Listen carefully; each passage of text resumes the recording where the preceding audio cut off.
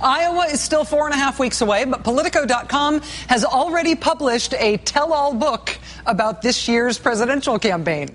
In this rather early book, we learn the kind of details that Politico.com is famous for making famous. Things like Mitt Romney pulls the cheese off his pizza before he eats it, and Rick Perry prefers the actress Jennifer Aniston to the actress Angelina Jolie. Okay. We're also told about current frontrunner Newt Gingrich that he called the period this past summer when his staff quit and pundits mocked his trip to the Greek islands and his six-figure line of credit at Tiffany's, quote, the 2 hardest months in my life. Think about that for a minute. One of Mr. Gingrich's former wives was diagnosed with MS. One of Mr. Gingrich's former wives was diagnosed with cancer. Mr. Gingrich has been through 2 divorces. Mr. Gingrich is the only Speaker of the House ever forced to pay an ethics fine, a $300,000 fine. He was basically forced out of Congress in disgrace after his time as Speaker. And the worst 2 months of Newt Gingrich's life, he says, were when he got made fun of for going on a cruise and buying jewelry. In the late 1990s, in England, the Conservative Party's Prime Minister, John Major, was in the midst of a serious challenge from the Labour Party, headed by Tony Blair. One story that went around after Blair beat Major, after Blair was elected, was that when each of these guys was asked, what was the best day of your life? John Major answered that it was the birth of his first child, and Tony Blair answered that it was the day he was elected leader of the Labour Party. Now, that was a possibly apocryphal story, but still a sort of defining one in Britain at the time about Tony Blair and his rise to power, about Tony Blair as a politician. He was seen as this incredibly effective, incredibly nimble politician who was great at getting elected, but who was also so thoroughly and desperately a politician that it was a little bit unnerving. But maybe being craven, maybe being that much of a politician was part of how skilled he was.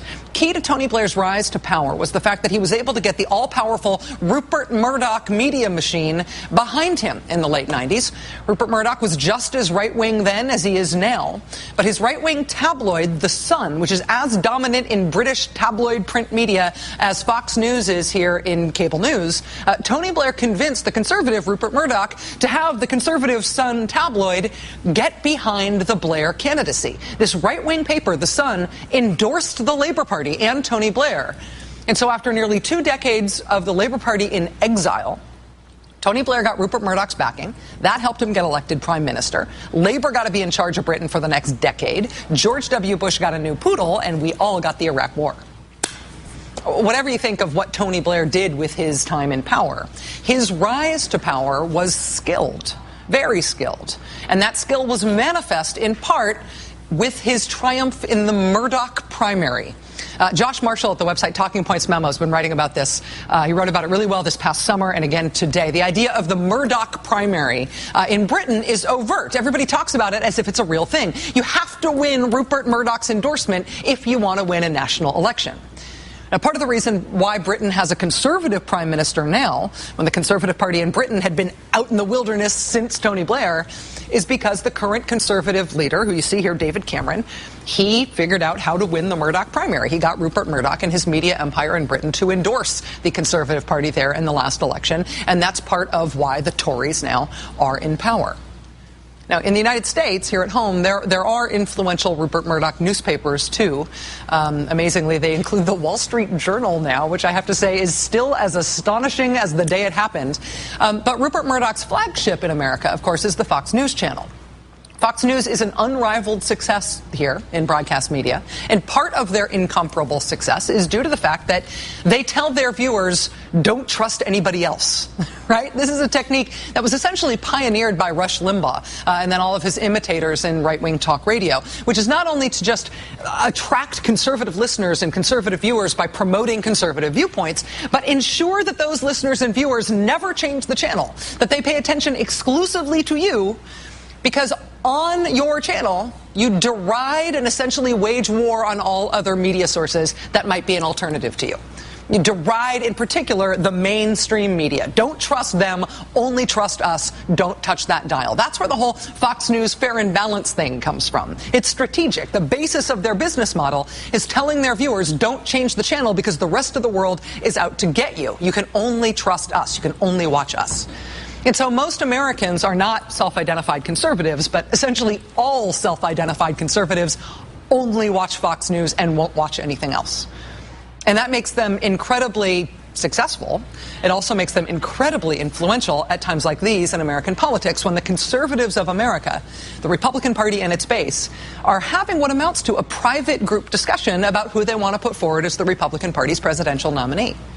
Today, the New York Times quotes Republican Governor Sam Brownback of Kansas, who himself ran for president 4 years ago. He did disastrously, but he did campaign hard. He told the Times today, quote, "Everything has changed now.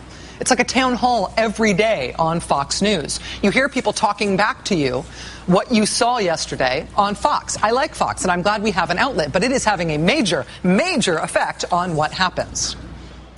So in the American race for the presidency, in the Republican Party, who is winning the Murdoch primary here?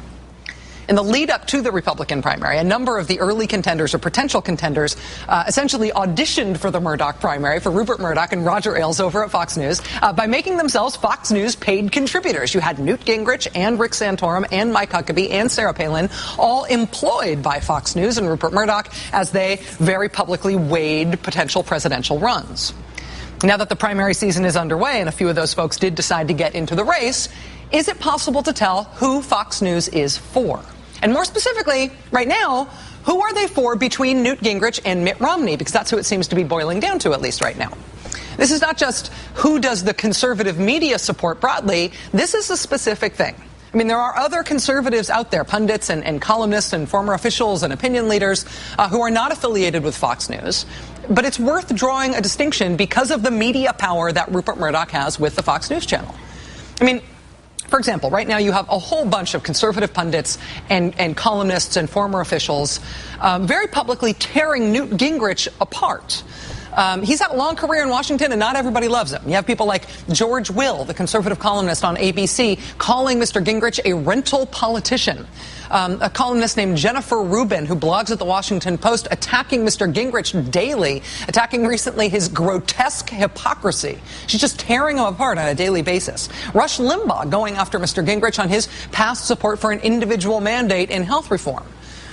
For the record, I should say, former Republican congressman, conservative, who hosts the morning show on this network, Joe Scarborough, he said this morning that Newt Gingrich is not fit to be president of the United States. I say all these things, I point out all of those examples just to show that there's by no means universal conservative appreciation of the candidacy of Newt Gingrich. He has been around a long time. A lot of conservatives do not like him for a variety of reasons. But the one place you really see very little Newt Gingrich getting torn apart, the place you see very little Newt Gingrich raw criticism, is Fox News, his former employer. You almost never hear this stuff on Fox News. I mean, there are rare exceptions from a contributor here or there. Brit Hume, a former anchor there who appears now as a guest in particular, has not been all that generous toward Mr. Gingrich. But in general, Mr. Gingrich is enjoying pretty favorable coverage there. According to the liberal media watchdog group Media Matters, the only candidate who's appeared on Fox News more than Mr. Gingrich since June is Herman Cain. In the last 6 months, Newt Gingrich has made more than 3 times as many appearances on Fox as Mitt Romney has. Now, woe be to anybody who tries to do Kremlinology about how things go over there. But there are, I think, some early signs that Fox News is not all that positively disposed toward Mitt Romney in his potential nomination. Earlier this year, for example, the media writer Howard Kurtz reported in Newsweek magazine that, quote, 3 weeks after dropping out of the race, Tim Pawlenty showed up to ask for a gig at Fox, but there was a complication. Mr. Pawlenty was on the verge of endorsing Mitt Romney. Quote, "I'm not sure I want to sign you as a paid spokesman for Romney," Ailes said. Another example, after Mr. Romney's contentious interview earlier this week with Fox News host Bret Baier, Mr. Baier then did something, I think, unusual for a relatively straight-shooting interviewer like he is. He went on another Fox News show to spill the beans on how Mitt Romney had behaved behind the scenes of that interview. He was irritated by the interview after we were done. How do you know he was irritated? Did he slap you, or what did he do? Well, he just made it clear at the end of the interview. We had a little. Well, tell me how he made it clear. What did he do? Did he say something to you? He said he thought it was overly aggressive. He did. He said that to you. He said it was overly aggressive. He did. Wow. And as we were walking in the walk and talk, and then after we finished, he went to his holding room and then came back and said he didn't like the interview and thought it was uncalled for. It's not an anchor reflecting on how the interview went. That's the anchor giving you the behind-the-scenes, backstage dirt that the candidate probably thought was off the record. And doing it on TV, sort of spilling the beans. Bret Baier informing the entire Fox News audience that behind the scenes, when he was doing something that he probably thought was unreportable, Mitt Romney's a real whiner. Is it clear who is winning the important Murdoch primary in the Republican race for the nomination? Who the biggest monopolistic Republican operation in the country, the Fox News channel, is getting behind for this nomination? I don't think you can say definitively at this point, but if you want a little snapshot of where they're at it right now, here's one. Mitt Romney and Newt Gingrich both appeared on Fox News within the last 48 hours. Mr. Romney, as we just mentioned, sat down with Mr. Bret Baier, and Mr. Gingrich made a nearly hour-long appearance with Mr. Hannity, Sean Hannity. And yes, Mr. Baier and Mr. Hannity are different types of TV personalities, and yes, it was different hours of the day, so don't go nuts with the extrapolation here. But looking at these two appearances and knowing how important the Murdoch primary is as to who gets the nomination in the Republican Party, which of these candidates would you rather be? As you laid your head down on the pillow and went to sleep last night after another day on the campaign trail, which of these guys would you have rather been? The New Hampshire union leader endorsed Speaker Gingrich over the weekend, saying he has courage, conviction, and isn't just telling them what they want to hear. Now, the editor there, Joe McQuaid, confirmed that last line was really about you.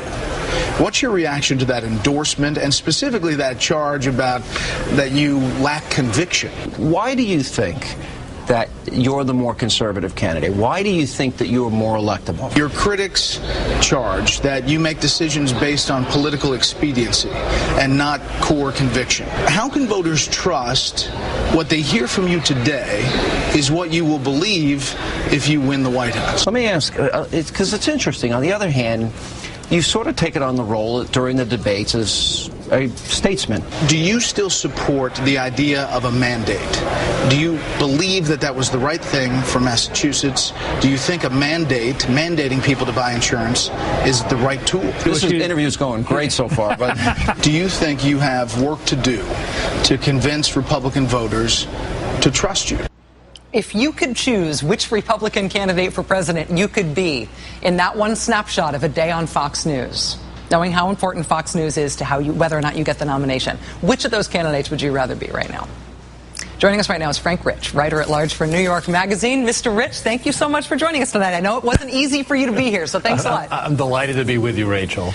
Would you rather be Newt Gingrich than Mitt Romney if you wanted to be the Republican nominee for president right now?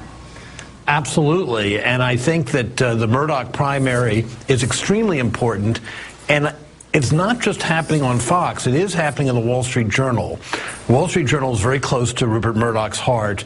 Its editorial page has been savage about Romney for months, ridiculing him, and even sort of began to boost Gingrich before the recent Gingrich rise. There was a very influential piece on the op-ed page of the Wall Street Journal a few weeks ago by Dorothy Rabinowitz, who was a member of the Wall Street Journal editorial board, saying how Gingrich could win. So I think Gingrich is in a very good position, and Gingrich, who was known as being a crybaby famously in the 1990s, now can make way for the new crybaby Romney, who can't even survive it seems a straightforward interview on a conservative network like Fox News. If you see a clear, I guess, if not alignment, at least a preference for Gingrich over Romney in the Murdoch primary, do you think that would be, from what you know of Roger Ailes and Rupert Murdoch and how these things have worked in the past, would that be an ideological decision, that they like Gingrich better in terms of his ideas and what he offers, or would that be a practical decision in terms of who they think can beat President Obama? I think it's both, but I think it's most of all a practical decision. I think that there's a real feeling on the right, but really throughout the political world, that people just don't like Mitt Romney. He's like the un-Sally Field. You know, people really, really don't like him. Forget about his positions or his flip-flopping, and of course Gingrich is a big flip-flopper too. There's something plastic about Romney, and off-putting and fake. And I think the Murdoch empire wants somebody who can win. They want a Tony Blair. They want